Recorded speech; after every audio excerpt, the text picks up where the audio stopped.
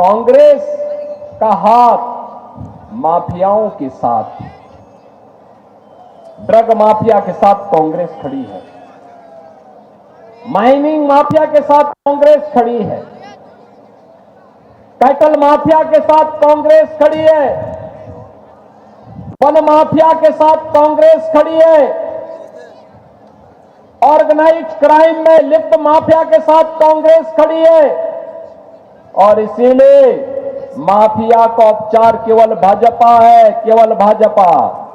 हरियाणा का मतलब है हरियाणा, यानी यहीं पे परित्राणाय साधूनाम विनाशाय च दुष्कृताम, सज्जनों का संरक्षण करेंगे लेकिन दुष्टों को राम नाम सत्य की यात्रा पे भी भेजेंगे। भगवान का आह्वान,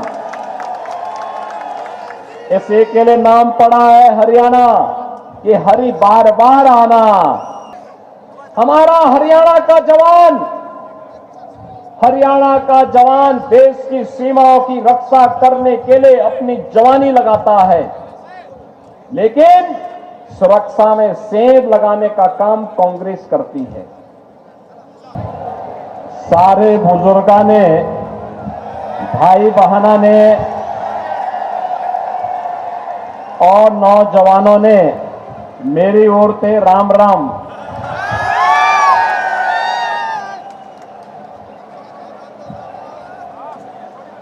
महाभारत कालीन इस पावन धरा को कोटि कोटि नमन करते हुए मैं आप सबका हृदय से अभिनंदन करता हूं, आप सबका स्वागत करता हूं। बहन और भाइयों, आज शारदीय नवरात्रि की प्रथम तिथि है। जगत जननी मां भगवती के शैली पुत्री के रूप में आज अनुष्ठान का पर्व है। जगत जननी मां भगवती के जो अलग अलग रूप हैं, जो इस चराचर जगत की शक्ति का आधार है, यह हम सबको किसी भी प्रकार की अराजकता से निपटने के लिए एक शक्ति प्रदान करती है। राजनीति में या सार्वजनिक जीवन में घुसे हुए ड्रग माफिया हो, माइनिंग माफिया हो, कैटल माफिया हो, फॉरेस्ट माफिया हो, इन सब का उपचार आदि शक्ति मां भगवती जगत जननी की शक्ति है, और उस शक्ति की प्रतीक है भारतीय जनता पार्टी। भारतीय जनता पार्टी। बहनों और भाइयों, मैंने अपने पहले संबोधन में आपसे राम राम के संबोधन के साथ अभिवादन किया था। याद करिए,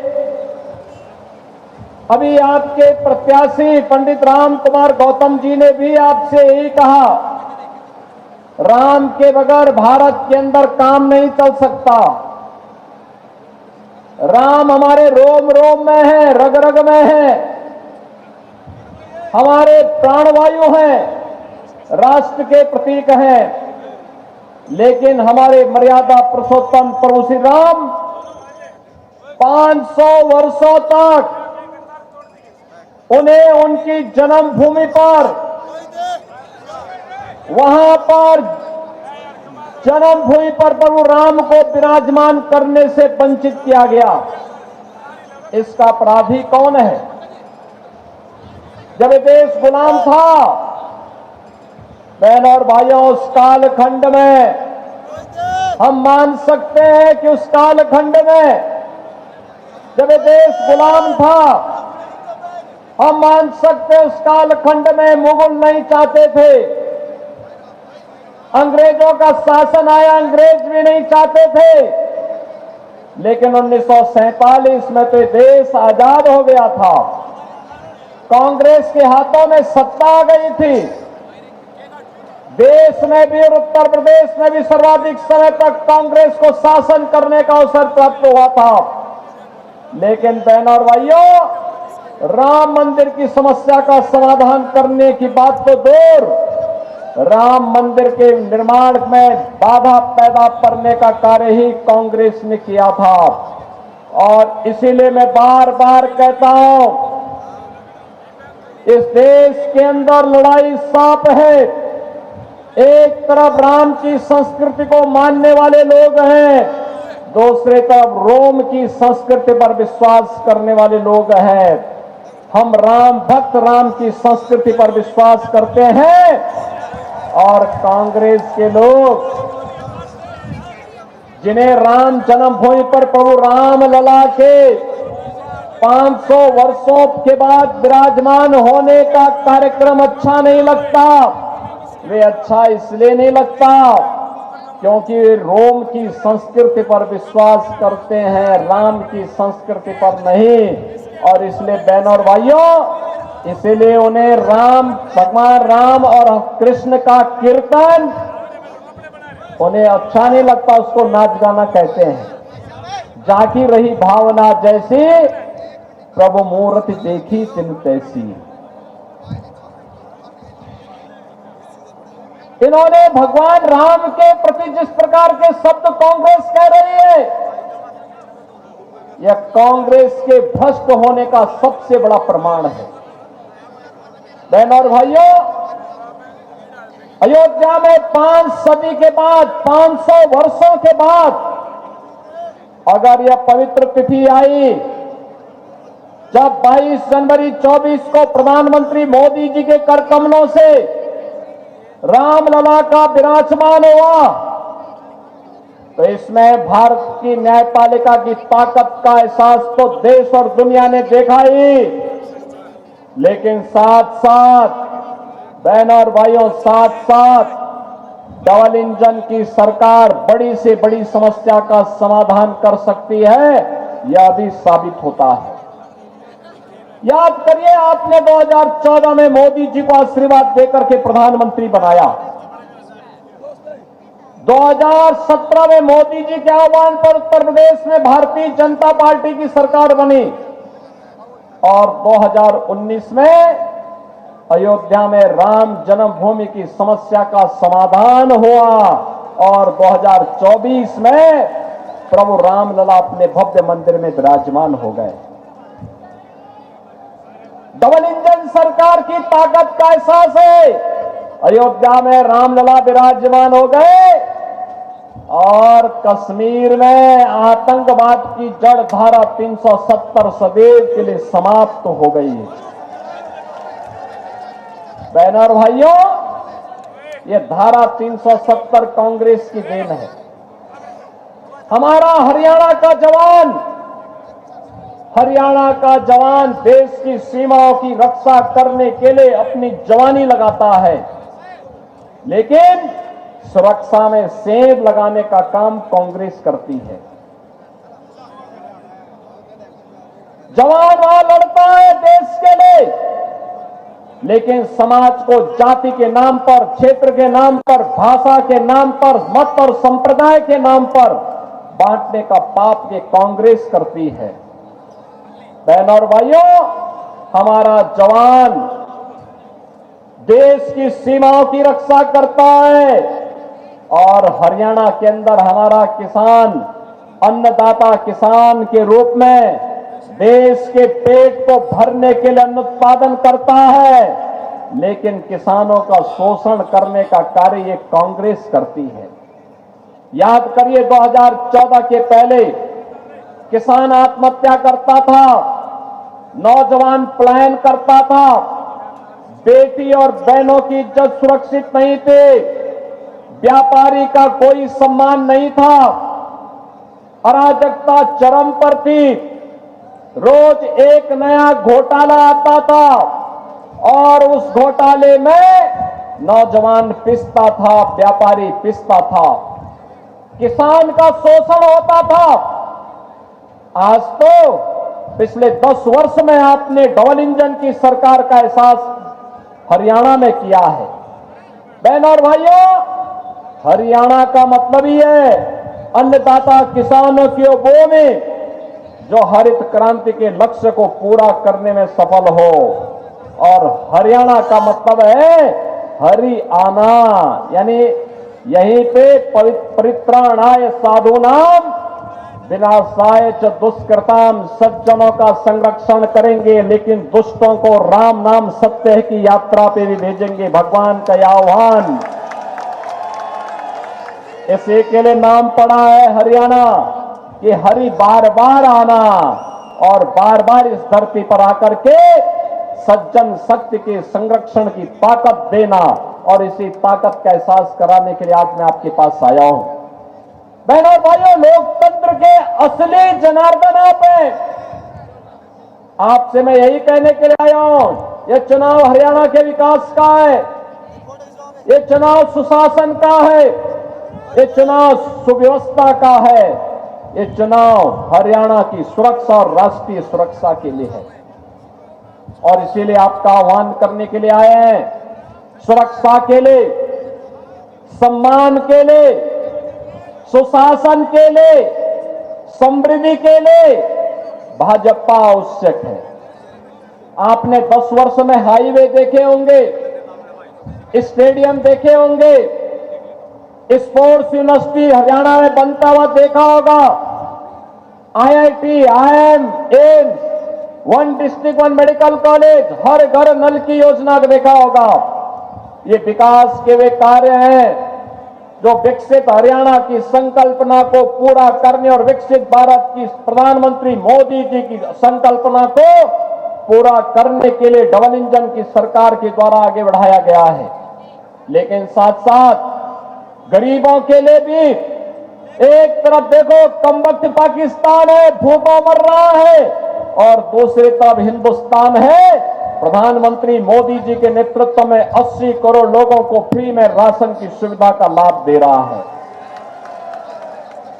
एक तरफ पाकिस्तान है, वहां लोग भूख से चिकित्सा सुविधा के भाव में दम तोड़ रहे हैं। दूसरी तरफ भारत है, 60 करोड़ लोगों को फ्री में 5 लाख रुपए प्रतिवर्ष स्वास्थ्य बीमा का कवर दे रहा है। और अब तो प्रधानमंत्री मोदी जी ने कह दिया है 70 वर्ष के ऊपर के हर एक बुजुर्ग को 5 लाख रुपए का हर वर्ष स्वास्थ्य के लिए बीमा दिया जाएगा, फ्री में बीमा दिया जाएगा। बहनों और भाइयों, 12 करोड़ किसानों को किसान सम्मान निधि, 12 करोड़ घरों में शौचालय का निर्माण, 10 करोड़ गरीबों के घर में उज्ज्वला योजना का रसोई गैस का सिलेंडर पहुंचना, MSP 24 जींस पर MSP का लाभ अन्नदाता किसानों को देना, 4 करोड़ गरीबों का मकान बन जाना, प्रधानमंत्री आवास योजना में आवास बन जाना, यह गरीब कल्याणकारी योजनाओं का लाभ आज समाज के हर एक तबके को किस रूप में प्राप्त हो रहा है, इसका एहसास ये डबल इंजन की भाजपा की सरकार ने 10 वर्ष के अंदर कराया है। लेकिन बहनों और भाइयों, ये कांग्रेस क्या कर रही थी? झूठी अफवाह फैलाती है, झूठी अफवाह फैलाती है। ये वही कांग्रेस है जिसके समय में मिर्चपुर की घटना घटित हुई थी। ये वही कांग्रेस है जिसने बाबा साहब भीमराव अंबेडकर का अपमान किया था। ये वही कांग्रेस है जिसने दलितों का, महिलाओं का, बेटियों का अपमान किया था, जिसने किसानों को आत्महत्या करने के लिए मजबूर किया था। ये वही कांग्रेस है जिसने भ्रष्टाचार के कारण नौजवानों के जीवन के साथ खिलवाड़ किया था। ये वही कांग्रेस है जो आपकी आस्था के साथ खिलवाड़ करती है। ये वही कांग्रेस है जिसने विकास से आपको वंचित किया था। बहनों और भाइयों, कांग्रेस का हाथ माफियाओं के साथ, ड्रग माफिया के साथ कांग्रेस खड़ी है, माइनिंग माफिया के साथ कांग्रेस खड़ी है, कैटल माफिया के साथ कांग्रेस खड़ी है, वन माफिया के साथ कांग्रेस खड़ी है, ऑर्गेनाइज्ड क्राइम में लिप्त माफिया के साथ कांग्रेस खड़ी है, और इसीलिए माफिया का उपचार केवल भाजपा है, केवल भाजपा। बहनों और भाइयों, यूपी में 17 के पहले जो यहां पे पंडित राम कुमार गौतम जी कह रहे थे, 17 के पहले वहां अराजकता थी, गुंडागर्दी थी, दंगे होते थे। 17 के बाद एक भी दंगा नहीं हुआ। बेटी सुरक्षित है, व्यापारी का सम्मान भी है। दिन हो या रात आप चलिए, कोई आपके साथ छेड़छाड़ नहीं करेगा, क्योंकि छेड़छाड़ करने वाले को और दंगाई को पता है कि अगर उसने दुस्साहस किया तो राम नाम सत्य है कि यात्रा फिर निकल पड़ेगी। और इसलिए बहनों और भाइयों, बिना किसी भेदभाव के योजनाओं का लाभ सबको, सुरक्षा सबको, लेकिन तुष्टीकरण किसी का नहीं। हरियाणा से लाखों नौजवान जाते हैं यूपी के अंदर कांवड़ यात्रा में। याद करिए, ये कांग्रेस की सरकार और इसके सहयोगी दलों की जब सरकारें थी, इन्होंने कांवड़ यात्रा में रोक लगाई थी और ये कहते थे कांवड़ यात्रा में डीजे नहीं बजना चाहिए। ये कहते थे कांवड़ यात्रा में शंख नहीं बजना चाहिए, घंटा और घड़ियाल नहीं बजने चाहिए। हमने कहा भी वो कांवड़ यात्रा है, भगवान शिव की यात्रा है, इसमें घंटा भी बजेगा, शंख भी बजेगा, घड़ियाल भी बजेगा, डीजे भी बजेगा। और यही नहीं होगा, उस पे हम कांवड़ भक्तों पर, शिव भक्तों पर पुष्प की वर्षा भी करेंगे, हम करेंगे। और जिसको अच्छा नहीं लगता है, बहनों और भाइयों, हमने कहा था जिसको अच्छा नहीं लगता है, जिसके कानों में शंख की ध्वनि अच्छी नहीं लगती, घंटे और घड़ियाल की ध्वनि अच्छी नहीं लगती, वे अपने कान को बंद कर लें, लेकिन यात्रा हम रोकेंगे नहीं, यात्रा रोकेंगे नहीं। अगर कहीं के माइक बंद होंगे तो उन स्थलों के होंगे जहां से चिल्लाहट होती है। और आज आप देखते होंगे उत्तर प्रदेश के अंदर किसी भी धर्म स्थल पर माइक नहीं है, उतार दिए गए, सब उतार दिए गए, अब कोई चिल्ला नहीं सकता है। और इसलिए बहनों और भाइयों, मैं आपका आह्वान करने के लिए आया हूं, ये सुरक्षा हो या सुशासन, विकास हो या विरासत, ये केवल भाजपा कर सकती है, भाजपा कर सकती है, मोदी जी के नेतृत्व में डबल इंजन की सरकार कर सकती है। और उस डबल इंजन की सरकार के लिए इस सफीदों से मैं आपके पास अपील करने के लिए आया हूं, पंडित राम कुमार गौतम जी को इस उम्र में एक बार फिर से मौका दे दीजिए, डबल इंजन सरकार बनाने के लिए उनको मौका दीजिए। पंडित राम कुमार गौतम को वोट देने का मतलब विकास भी होगा, विरासत की शानदार यात्रा के लिए वो आपके साथ खड़े होंगे, मजबूती के साथ खड़े होंगे। और इसी का एहसास कराने के लिए आज मैं आया हूं। मैं परसों नारनौद में था, पंडित जी ने कहा कि एक बार सफीदों में आपका कार्यक्रम हो जाता। मैंने कहा पंडित जी, मैं पूरा प्रयास करूंगा सफीदों में आने का। और वह इस उम्र में एक सज्जन, ईमानदार, पूरी मजबूती के साथ देश और धर्म के साथ पूरा जीवन लगाने वाला व्यक्ति, इस उम्र में भी ऐसा एहसास होता है कि वह आज कलयुग के नहीं बल्कि द्वापर युग के महामानव के रूप में आपके बीच में है। अपनी सज्जनता, अपनी ईमानदारी और अपने सरलता के लिए आपके बीच कार्य कर रहे हैं।